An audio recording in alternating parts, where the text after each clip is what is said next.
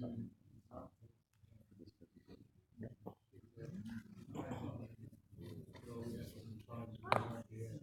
well, it looks like a full house. Welcome to the last session of the afternoon.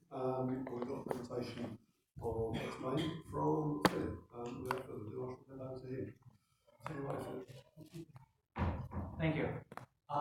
Before I start, I just want to say a few words that we lost a good friend of the flight simulator community this year. Bob Sidwick was the one who brought us, Laminar, to Cosford the first time, I think 3 or 4 years ago. Yeah, he was the guy who told Marty, hey, you really need to come over to Cosford, and the UK has a great flight sim community, and I think he was one of the first persons to be really passionate about flight simulation. He was always into trying new things, trying Explain, trying VR. He made the VR-based Explain simulator for the air cadets, and yeah, we were very sad to hear that in earlier this year he passed away, and it's the first time we are in Cosford and Bob's not here. So yeah, I just want to take the opportunity.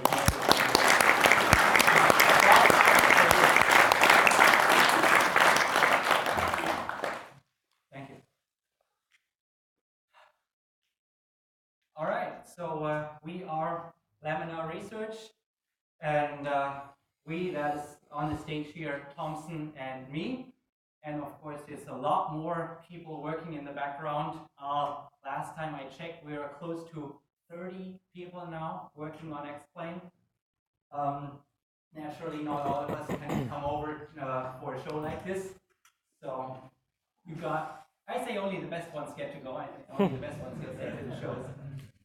All right, so let me give you a brief introduction to Explain and what Explain is.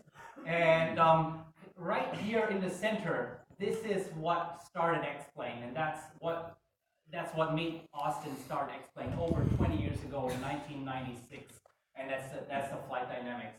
So in 1996, the young Austin Meyer failed his instrument proficiency check because he didn't get to fly an airplane very much. He was a college student at the time, didn't have much money left over to take lessons, and he failed his instrument proficiency check, and he was so frustrated with it that he said, oh, there's got to be a way that I can train for it better at home. And he had some kind of Apple, whatever, old home computer at the time, and he wrote the first version of Explain in '96 in his college dorm room, and he laid the foundation for the flight model that we use until today.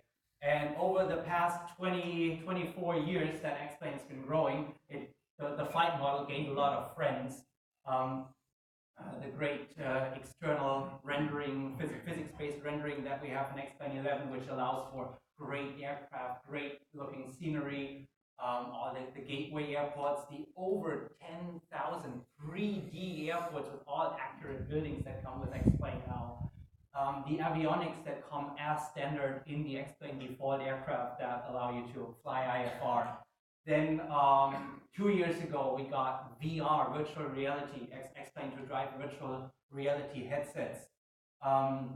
We got a great user interface. Explain was infamous for being very, very complicated to set up and get going, and I think we solved that in Explain 11 with a great new user interface. So recent new friends of Explain are the landmark sceneries. We actually started 2 years ago with London. I think London was the first city in Explain to gain custom-made landmarks. There's been many more cities since that. FMOD, the new sound system, which allows you to create really cinematic sound effects for airplanes in Explain. And then, of course, our ever-growing collection of Lego bricks, as we call them, the default objects that designers can use to make those awesome airports. So this is Explain and Friends as we ship it. And of course, Explain is open to third parties, so we are very proud to see so many studios bring their content to Explain. So of course, Orbix with True Earth Great Britain is a recent new addition to Explain that looks absolutely fantastic. And then of course, Just Flight is bringing a lot of their aircraft over to explain, like the Duchess here, or the Piper Warrior. I think it's an Archer, Piper Archer. So there's lots of great third-party content that is being created for Explain day in and day out, because Explain is very open to third parties to create aircraft, to create plugins, to create scenery, airports, and so on. So this is just a small overview of what we have. All right, this is Explain as you have it, and I will now talk about what is coming to Explain for the rest of the year. So of course we are in the process of 1140 beta right now, and I'm going to talk about all this stuff that is in 1140, especially the flight model. So this has again been a release where we let Austin run wild and do a lot of things in the physics of Explain, which I think is what Explain really is all about in the end. And a lot of these changes in the flight model came from making real-world aircraft, because Austin has been involved in making real-world, full-scale, with people in it, aircraft size, and designing this new aircraft led to changes in Explain, so that the new aircraft, the predictions of Explain, were within the accuracy of the sensors that they had on the real plane. In other words, the errors that came from having the sensors on the real plane were on the same order as the accuracy that the simulation could provide. And then, of course, everyone's been asking, hey, what's the status on Vulkan? I have this great new 2070 RTX graphics card, and it's idling, and my graphics card is twiddling thumbs and not doing much. And yeah, when are you going to do something about that? So yeah, I'm going to talk about that. All right, but first, before I get to that, first up is Explain Mobile. So it's a very important platform for us, because it allows us to keep developing the major versions of Explain that you get every like 3 or 4 years. And in between, we have all these people working on Explain. We really need to do more than just release a desktop version every 3 or 4 years. And Explain Mobile allows us to create a lot of technology that is not only used on mobile, but that is also good for the desktop version as well. So this is what Explain Mobile looked like when it came out for the original iPhone. Oh, I think it's the iPhone 3G, so that is 2008. So that is what you could get on an iPhone of 2008. So the scenery is kind of meh. The instruments are, well, I mean, yeah, they're easy to read, but not very realistic. And the problem back then was you could do you had very little code overlap between what you could do on an iPhone and what you could do on a real computer. And that has changed over the past 10 or 11 years. So nowadays, the code share between the mobile version and the desktop version of Explain is close to 3/4. I think by now it's over 75%. And that means for you, how many of you use Explain Mobile or Infinite Flight or a mobile flight simulator? Okay, so I've won. All right, okay. So what that means for you, for all the rest who didn't raise their hand right now, what that means to them is 75% of the new stuff we develop for putting it into mobile also works on desktop. So you are profiting from that as well.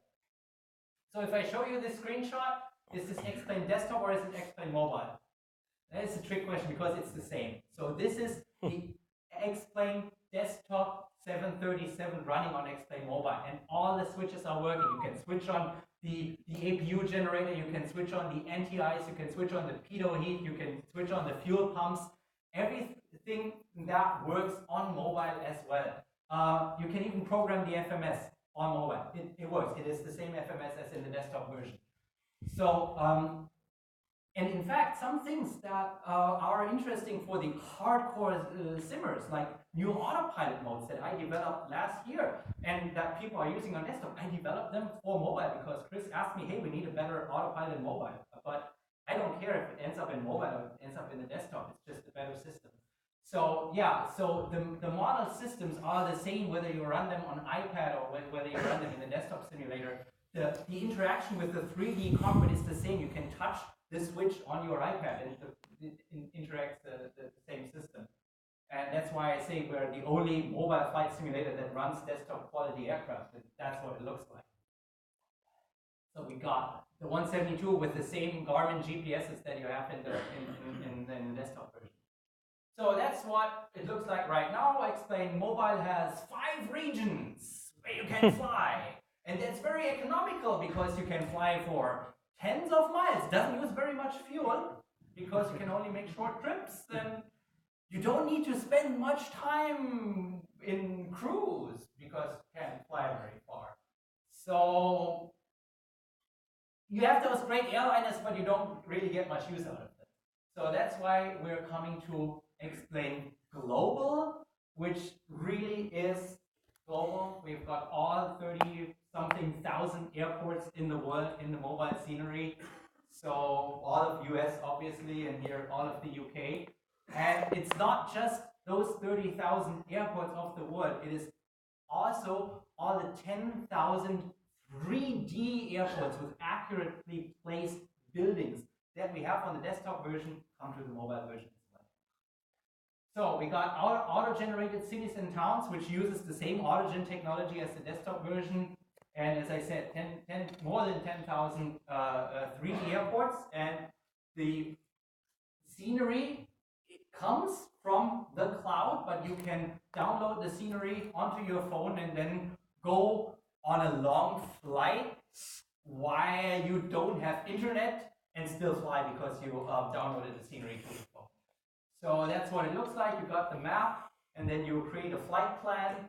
And when you're done creating the flight plan, you pack it up. And even if you lose your internet connection on the go, you can continue flying because you downloaded the scenery to your phone.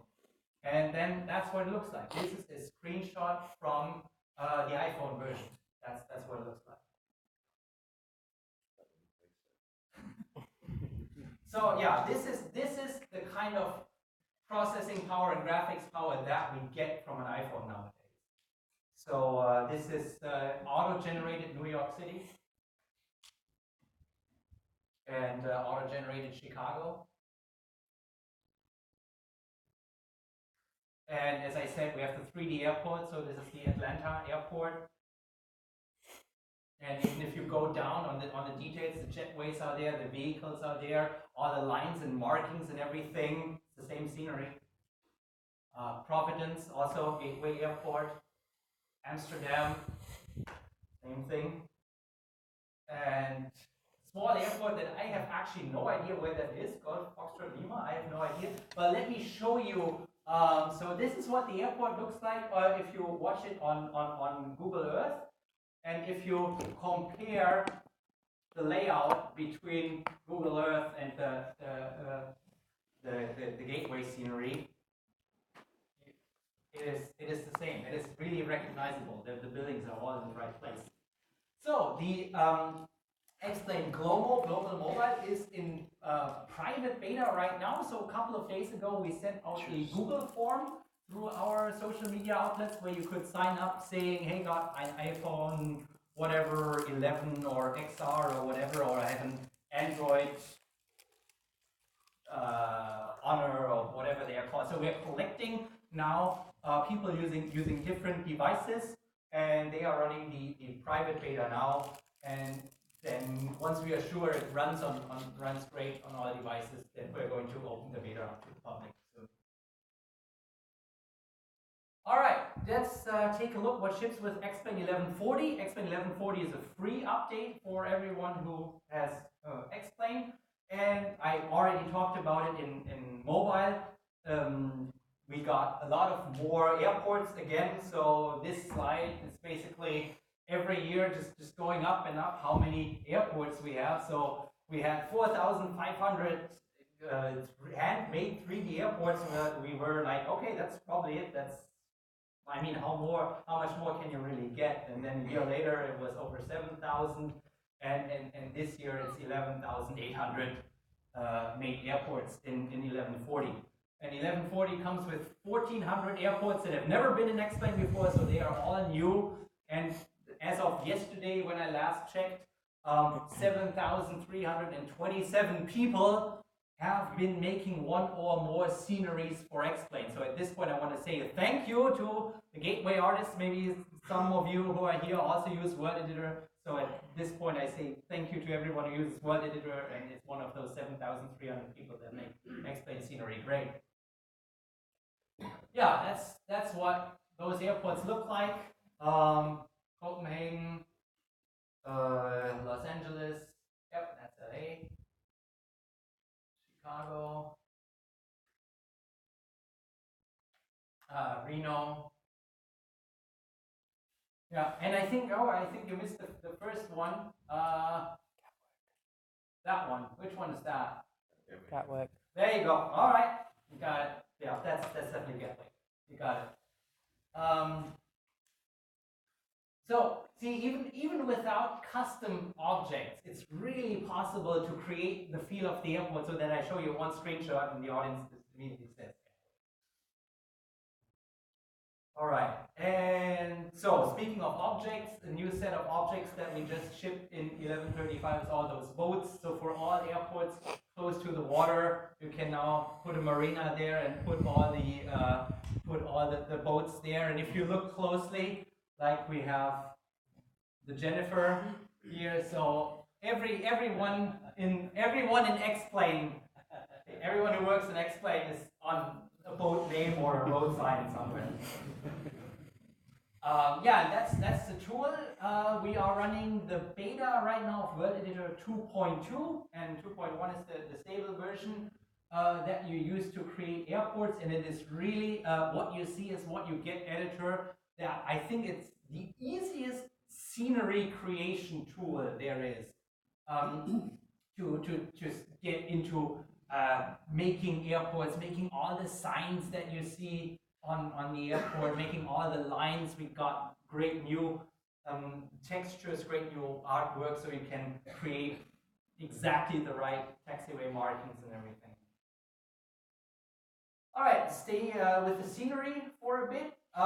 Those are probably not going to ship in 1140 because they are still work in progress. So I put 1150 there. Not quite sure. Maybe we do in 1145 to drop them in. So who recognizes that tower? Where's that? LA. You got it. All right. So that's the custom-made LA. I don't think the place is really called Austin's, but as you say, as I said, we always have our names somewhere. Of course, with night lighting as well. I got the observatory, the LA Convention Center, and it's really nice rooftop bar. And of course, well, everything looks great at night as well with all those tens of thousands or probably hundreds of thousands of light sources in X-Plane. So one of our developers says that X-Plane is not really a flight simulator, X-Plane is more of a light simulator. We got San Francisco as the next city that gets custom landmarks. So we had someone go wild on making all the bridges, like Golden Gate Bridge, Bay Bridge, and what else there is. So if you stop using X-Plane and go back to using FSX, we put you there.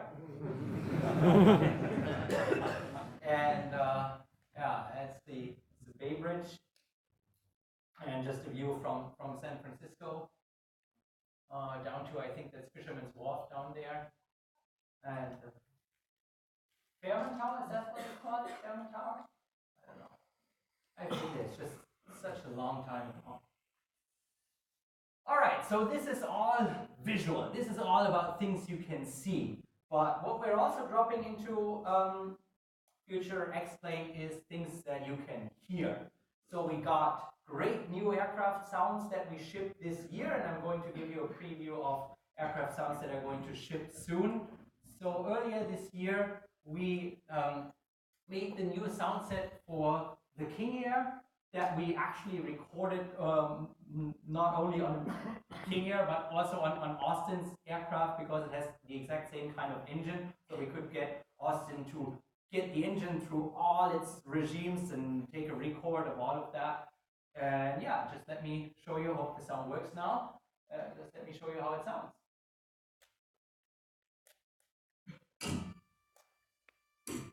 Fuel pumps.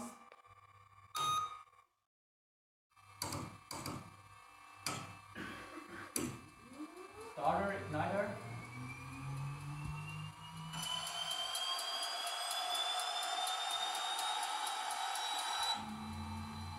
And fuel.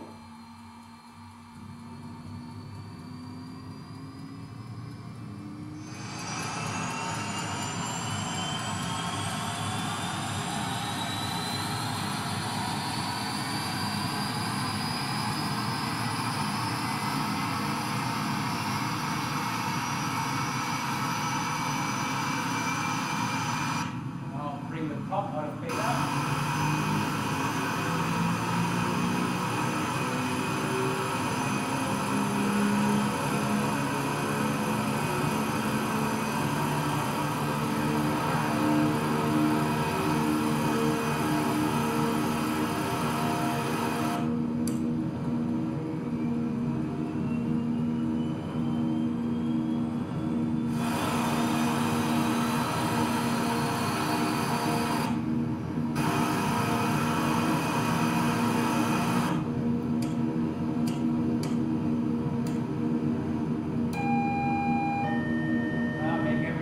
Put on their seatbelts, turn on the air conditioning because it's very hot in Argentina.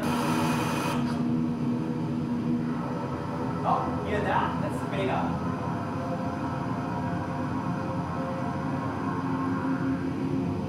And now out of beta again.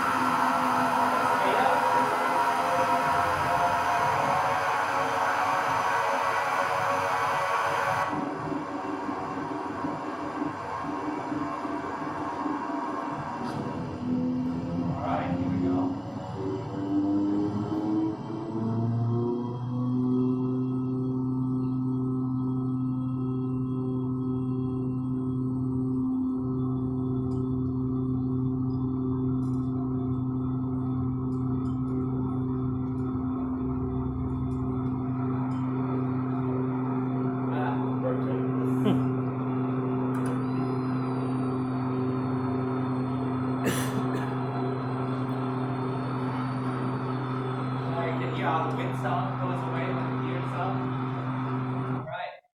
So, and that sound set is very close to my heart because it's not only great sound, but it also interacts with the rest of the simulator so great. So I can set up with the new joystick curve feature, I can set up my throttle to have the beta range down there, and I don't even need to look what the simulator is doing. I can hear when the prop goes into beta just by the characteristic sound it makes when the prop hits its own wake when it's flat. And this sound allows me to just fly by ear. It's amazing.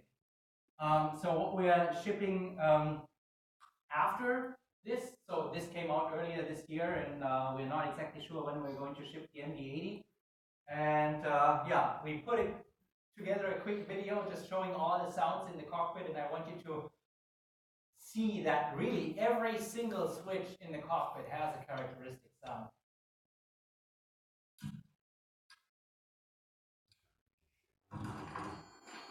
Right, you can open the window and you hear the outside.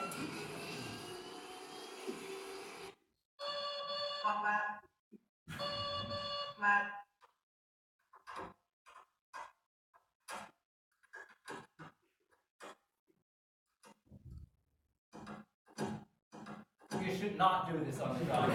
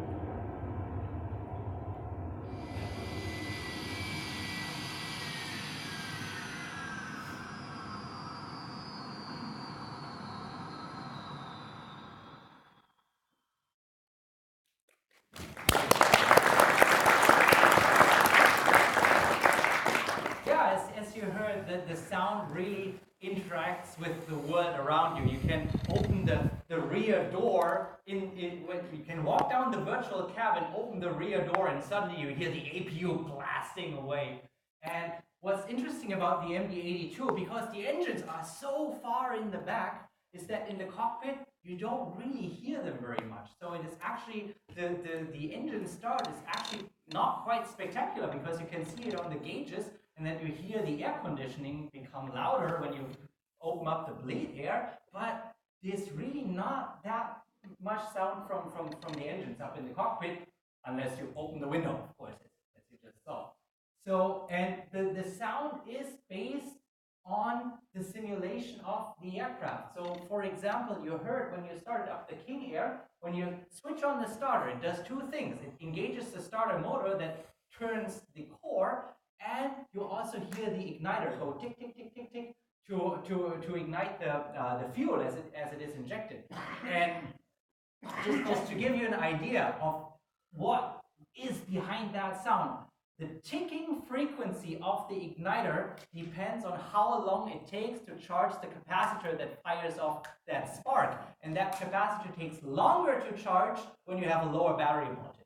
So if you start one engine from the battery, it's going to go tick, tick, tick. And then if you start the other engine from the generator of the first engine, it's going to go tick, tick, tick, tick, tick, tick, tick, because it has more voltage. And you're actually able to hear that. So this is great, especially in VR. If you have a headset that has headphones mounted to it, like the Odyssey headset we are using, it really adds to the immersion. It adds to the being there, the feeling of being there. If you tilt your head around and you look somewhere else, and the sound changes as you move your head in the virtual space. So it's really, really awesome for VR. And as I said, it's driven based on a lot of systems that we have put into X-Plane 1135. So the fuel system, not only does it make a sound if you flip a switch. I mean, everyone can program a sound that works when you flip a switch, but it actually works with the fuel system that is new in X-Plane 1135. Same for the bleed air. When you turn on the pack, it'll actuate the valve. You can have the failure for the valve, and depending on how much N1 your engine is turning, it will change the amount of bleed air that is put out, and that can be used by the packs, and that is going to change the sound of the air conditioning that you hear. Yeah, so and the bleed air consumption then again affects the engine output. So if you turn on wing anti-ice, engine anti-ice, and take all the bleed air away, your EGT is going to increase, and that means you can extract less power from the aircraft. So and the APU, again, it's not just the sound, it's a new simulation that is behind that. Yeah, this is all really specific stuff that I don't want to go too deep into.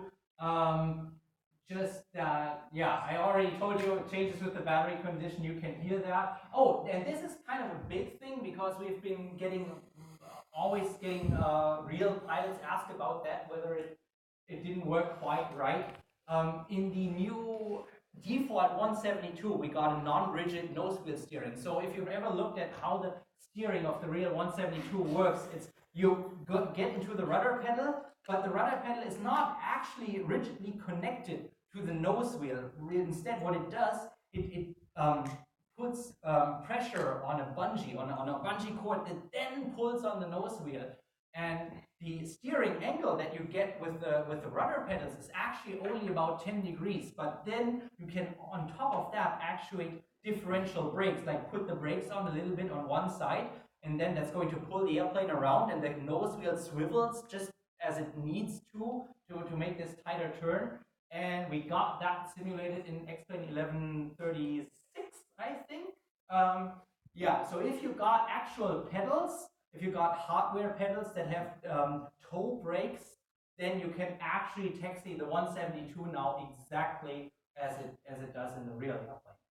So X-Plane 1140 is in beta right now. You can grab the beta right now and get all the the flight model improvement. So that gets me into the changes that have been going on in the X-Plane 11 flight model. So as you know, we're all pilots, and we have a slightly different approach to taking risks when it comes to flying. So for example, that's my face when we're about to enter this thunderstorm that we're going to fly through. Austin takes it a little differently. That's his impression right before we go in there. Yeah.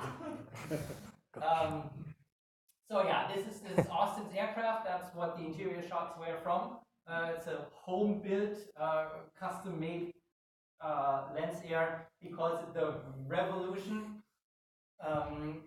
And of course, a lot of the things that you just heard about the turboprop, I mean, it's the same turboprop engine as is in the King Air. So the simulation became really, really accurate just because Austin has the same engine on his own plane and keeps tweaking X-Plane to behave exactly the same. Right, but Austin has recently been into developing this kind of strange looking thing here, which is an electrically powered vertical takeoff and landing aircraft, an electric VTOL, and has those big rotors here that are driven by 8 electric motors that are distributed all over the plane. And it's a real thing, it's not a mock-up, it actually flies. That's what it looks like when you let it loose. So this is not a model, it's a person image flying it.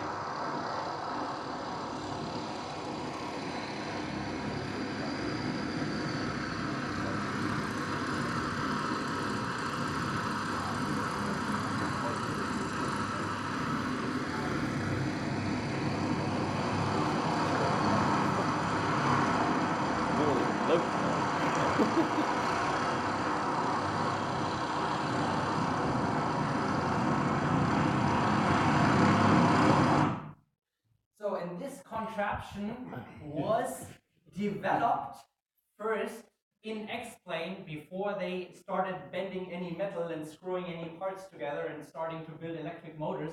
It was first built in X-Plane to prove that it could be done, and then they threw that together and compared the results that they got from the real thing with what they got from X-Plane, and then they started once they had the prototype, initially it was on a rope and they let it connected to the rope, just lift like 2, 3 feet, 4 feet up in the air while being connected to the rope. And that's when they started making a flight control software that controls the RPM of those 8 electric motors all around the plane. And that flight control software was developed in X-Plane and then later put into this aircraft. And during the development of the EVA electric VTOL, of course they discovered things that X-Plane didn't quite do exactly as the real thing turned out to be. So what you're getting with X-Plane 1140 is everything they found out doing that. For example, the prop wash swirl, and right now, of course, this thing has 8 props and 2 props behind one another. So one prop sucks up the air that already has the swirl from the prop that's above it. So a lot of work has gone into the interaction of parts. So we always say the X-Plane flight model is perfect. And so the question is, so what do you do to make it better if you already told us 4 years ago that was absolutely perfect? So where we can always get better is when it comes to the interaction of things with other things. So we are very good already at simulating air over a wing, or air through a propeller, or air over a stabilizer. And what really is happening here is, okay, the air gets first sucked through the propeller, that gives it a swirl, then the swirling air comes back over the wing, and after it hits the wing, then it hits the vertical stabilizer, but just from one side because there's no stabilizer on the bottom. So what this is getting into is getting all the interactions between the different parts right. X-Plane has always been very good about simulating the parts, and what we're getting really good at now is simulating the interaction of several parts after one after the other.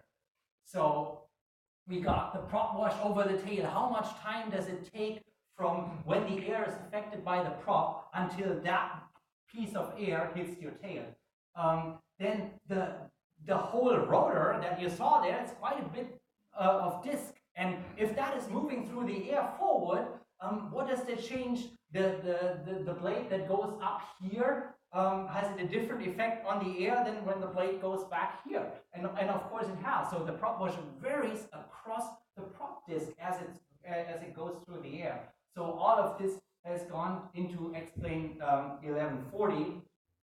So you got the wind delta over every element here. So what you can see here, this is the prop that grabs the air that has already been affected by that prop here.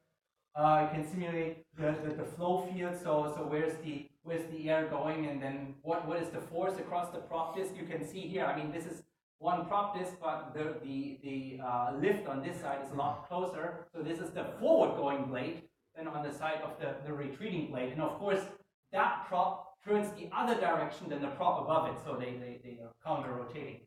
And then of course, what does this to the air, and then the flow of the air after the airplane goes down, at some point it hits the ground.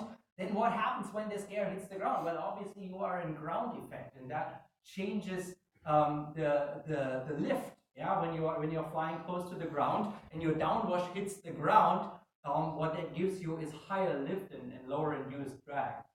So all of that, it's a crazy concept, but what you can take away from it, it makes your X-plane better. That's, as far as you're concerned, the job of this thing is to make you a better simulator.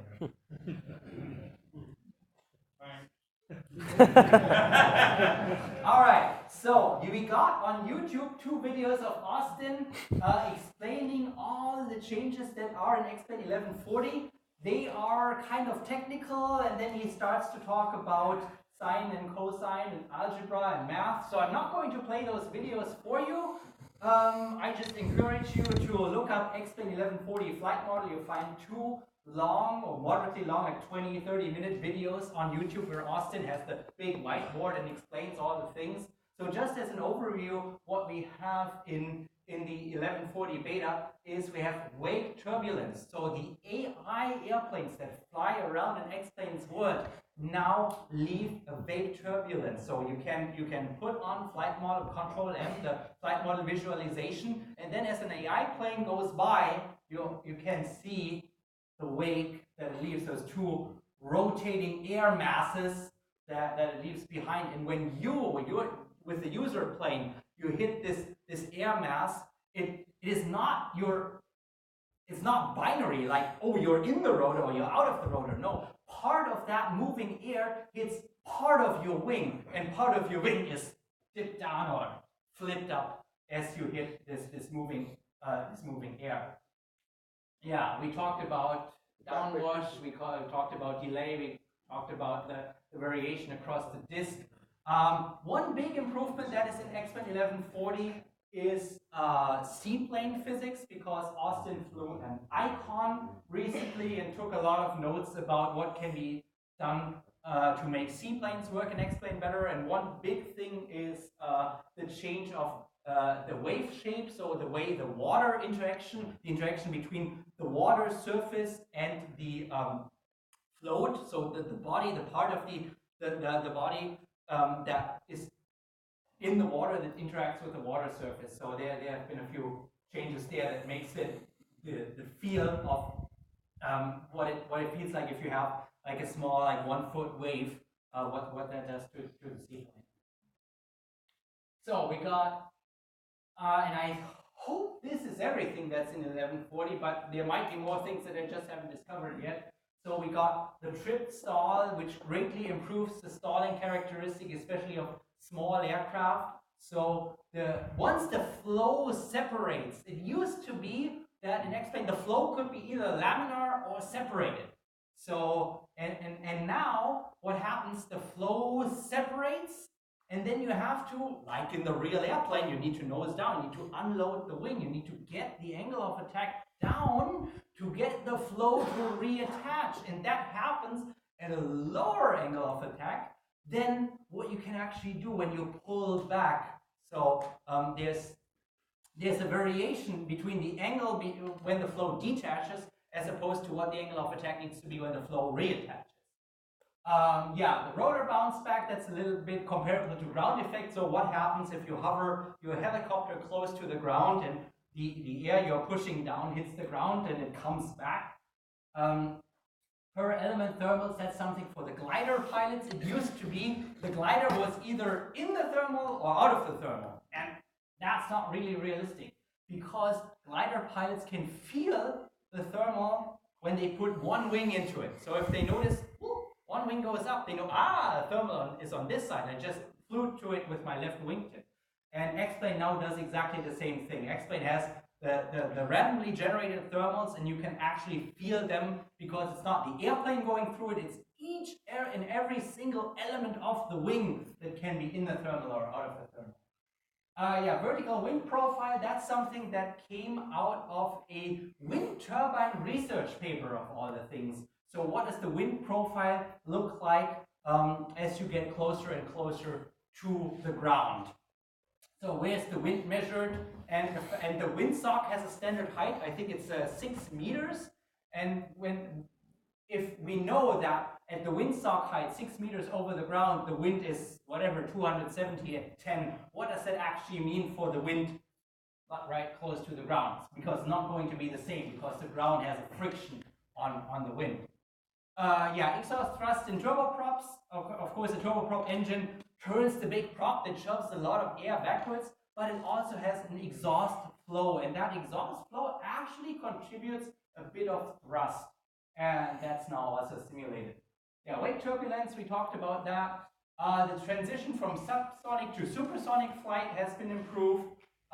Supersonic planes that are area ruled, like the T-38, where the fuselage gets narrower and where the wings are attached to preserve the cross-sectional area. That's called area ruling the plane.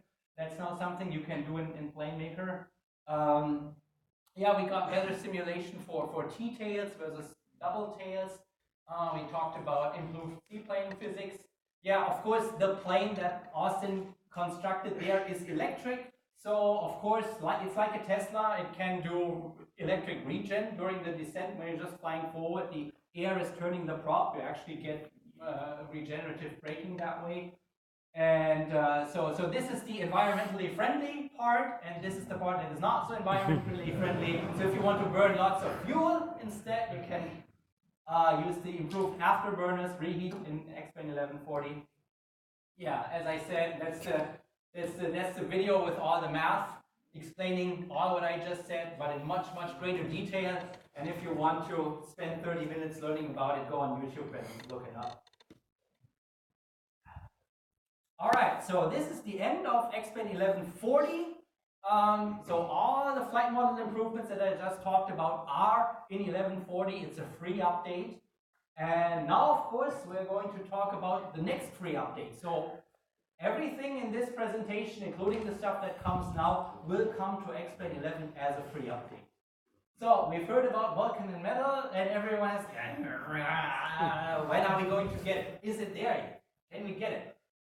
So this is what the Vulkan porting checklist looked like at Flight Sim Expo last year. That was kind of the things that are done, the things that were missing. Happily, the to-do list right now looks pretty much like this. So all of those big animals are done.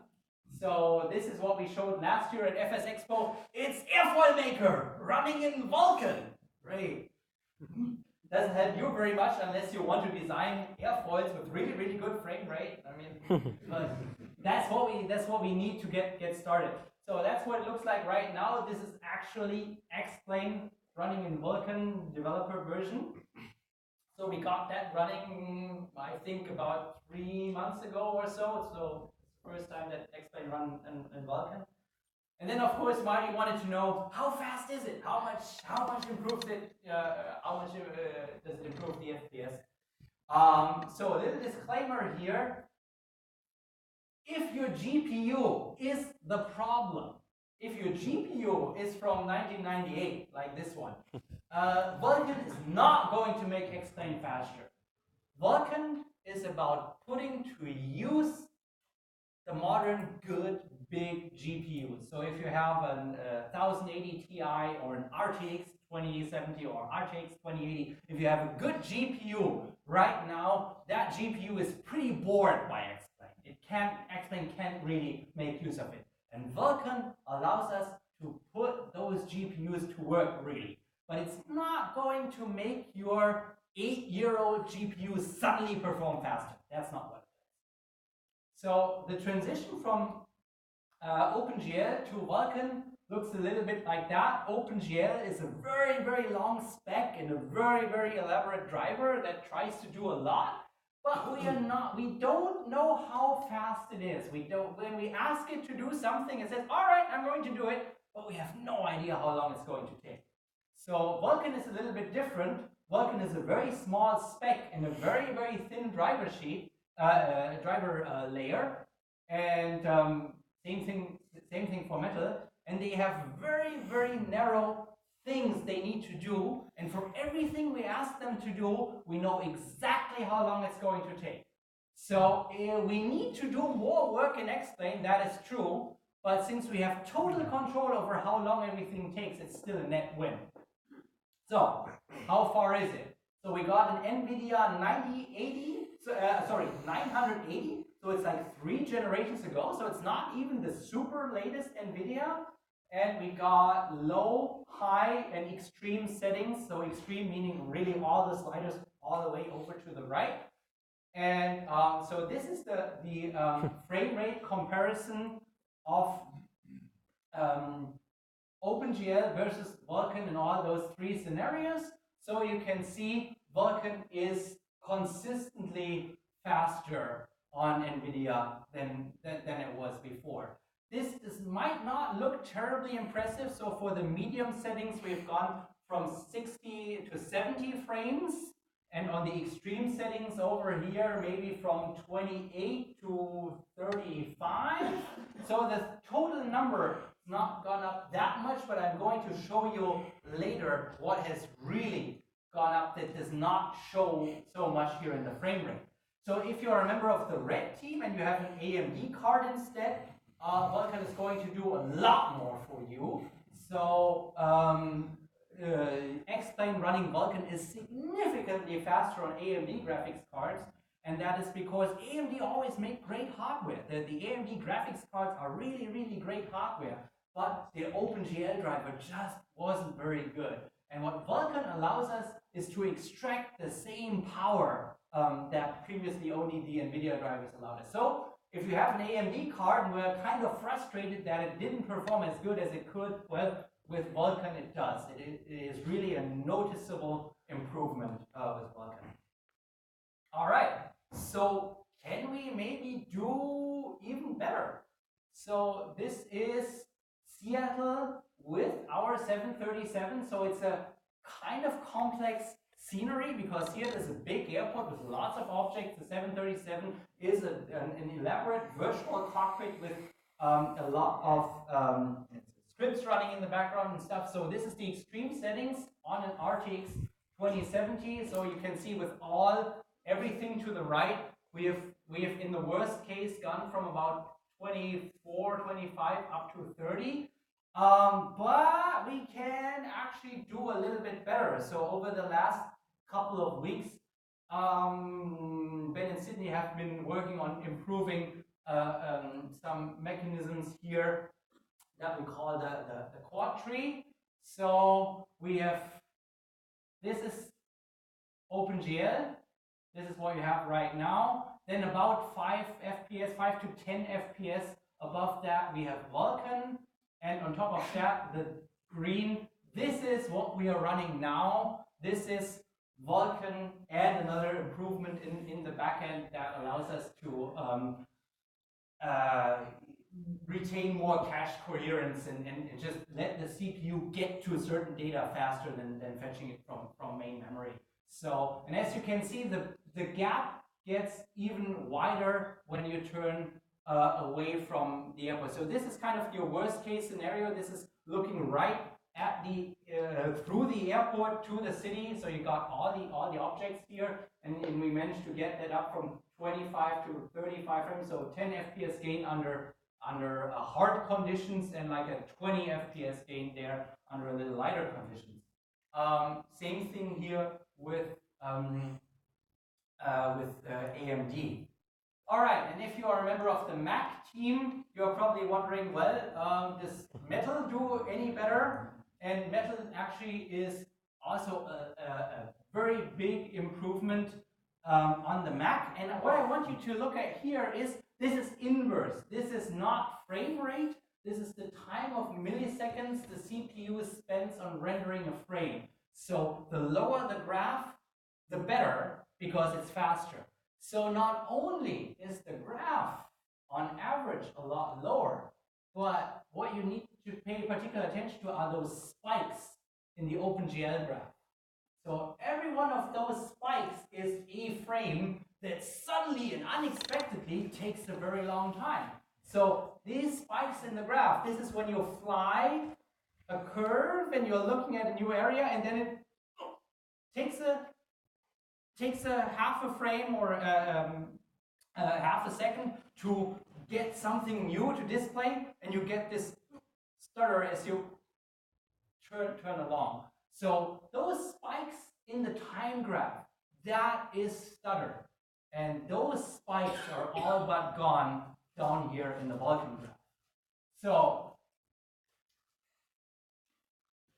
OpenGL driver, we have no idea how long it takes to do certain things, and X-Plane cannot work around this. And this is the big improvement of Vulkan. Here you have a scatter plot of OpenGL rendering again. It is the time, so higher is worse. And Vulkan down here, the frame time consistently lower, consistently higher FPS. But what you need to pay attention is those red dots up here. Every red dot up here that is not connected to down here represents a frame that took significantly longer, and this is what you experience as stuttering. Stuttering is the FPS seem kind of okay, but it still doesn't feel right, because every now and then you get those hiccups. And those are what those dots are. And with Vulkan, they are gone. All right, so let's talk about compatibility. So X-Plane 1150 will ship in two versions, the OpenGL version and the Vulkan/Metal version. And of course, the OpenGL version will just work with all your add-ons. It will not change anything. And the Vulkan Metal version can run any scenery add-ons, any airports, and any aircraft that do custom drawing in the cockpit, like all your screens and EFIS and glass displays and FMS and all the UI that you use, like your tablet, to change the load out, change the weight and balance and stuff. So all this stuff runs on Vulkan completely unmodified. The developer of the aircraft does not need to do anything to be compatible with Vulkan. So the only things that are going to have problems porting over to Vulkan that we just can't take over ourselves are add-ons that do their own drawing in 3D, like certain silver lining or weather engines or stuff like that. So this is a high-end add-on. The tool is A319, very, very sophisticated Airbus model with completely custom drawn cockpit. And that just runs on Vulkan without any changes. It just put it in, it works. So really nothing to do there for the third-party developer. So, is it done? So the only thing that's left, the only thing that is really left to do is texture paging. So right now, Vulkan works really good if you have lots of VRAM. And if you don't have enough VRAM, it just crashes. So, I mean, we could have said, hey, minimum requirement from tomorrow on 16 gigabytes of VRAM, and just send you off and it would be fine. No, what's still left to do is texture paging. So what you can imagine is this over here is like your 4 gigabytes of VRAM and your graphics card, and this is your 16 gigabytes of system memory. And when you tilt your head and you look over and there's the aircraft carrier or the oil platform over there, what you need to do is, well, this stuff is ready to use, but the aircraft carrier is over here. So what we need to do is we need to get the aircraft carrier over to the graphics card. So we select the stuff that we no longer need, swap that out, then we're going to pick the aircraft carrier and put that over there. In OpenGL, this was just done by the driver, like it worked magic just in the background, but the problem was You had no idea when it was going to happen and how long it's going to take. So those just-in-time pages just might cause the sim to stutter and wait until this thing is done. And with Vulkan, we have complete control over what is going on there. So the goal there is to have everything ready in a low resolution in VRAM. And then as you look around and you need higher resolutions of things, transparently swap out the stuff that is on the GPU with higher resolution versions. So you're always going to see it, and it's never going to wait, it's never going to stutter while loading. It's just going to increase the resolution when you look at things. And that is really the only Vulkan thing that is not completely done yet. So the schedule is the developers will get the preview definitely this year. We are very close to it. We also want to run the public beta open to everyone also this year in 2019, but we're almost definitely not going to reach the final version in 2019 because we expect the beta to last quite a long time until all the kinks with all the add-ons are worked out. So I guess you are going to get your hands on it pretty soon, but expect that it will take a while until all your stuff works with it. All right, so to wrap this up, we're shipping Glomo. It's in closed beta right now, and it's going to be open beta pretty soon. X-Plane 1140 with all those great physics changes and wake turbulence and all those improvements is in beta right now. You can get it right now. Developer preview of Vulkan is in the works, and within this year we'll also have a public beta. The developer tools are constantly updated, so we're doing Word Editor 2.2 beta right now. We got the Blender converted, so everyone who does models, 3D models for aircraft is no longer stuck with an age-old Blender version, but they can use 2.7 now, and we got 2.8 in the works, very, very close to finished also. All right, I'm at the end of my prepared material now. I thank you very much for your attention, and I'm going to open it up for Q&A now for a couple of minutes that we have. Thank you.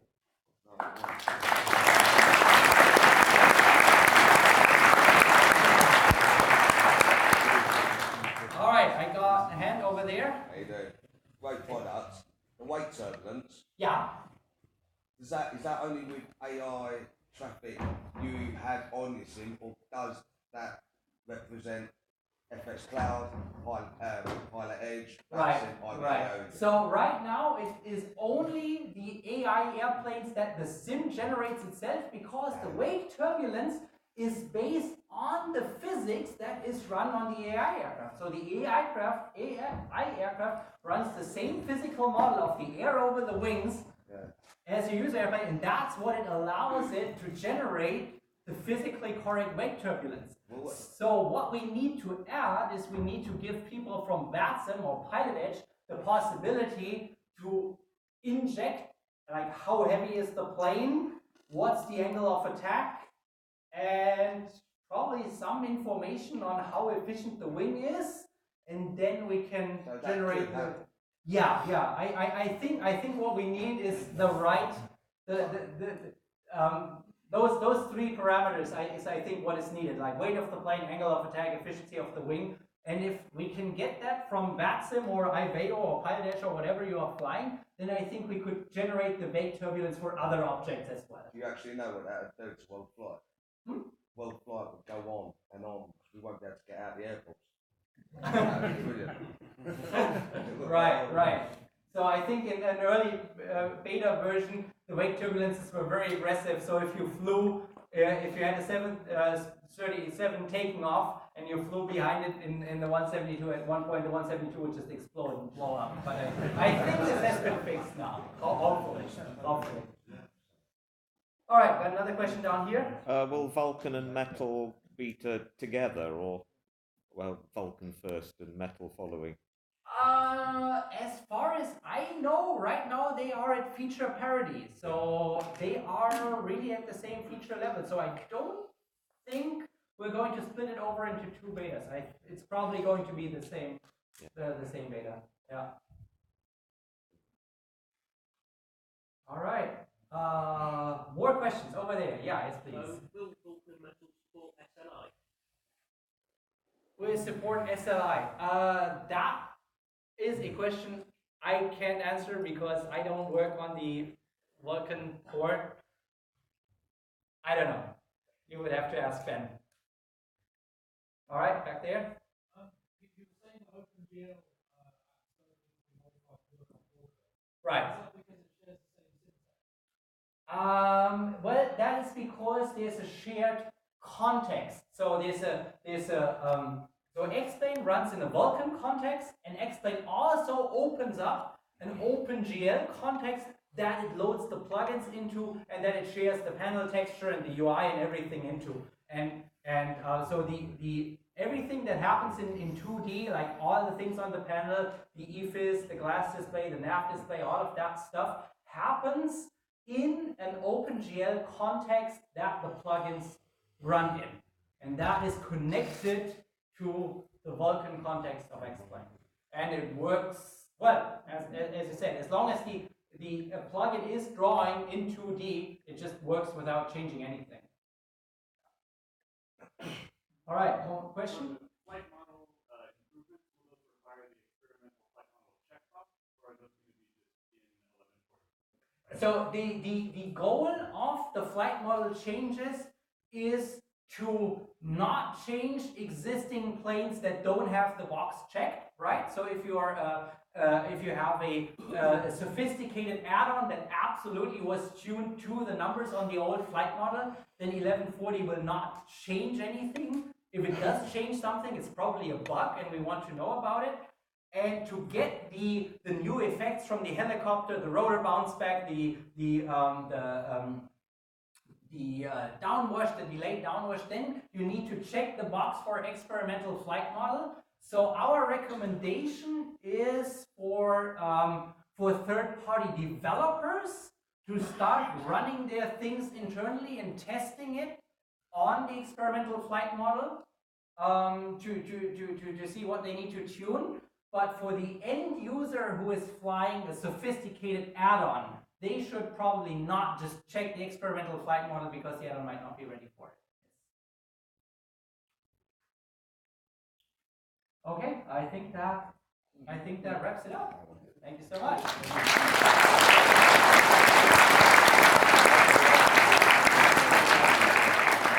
you very much, Philip. Thank you everyone for coming. Those who are coming up tomorrow, see you again tomorrow. Everybody else, thank you for coming. And see you next year.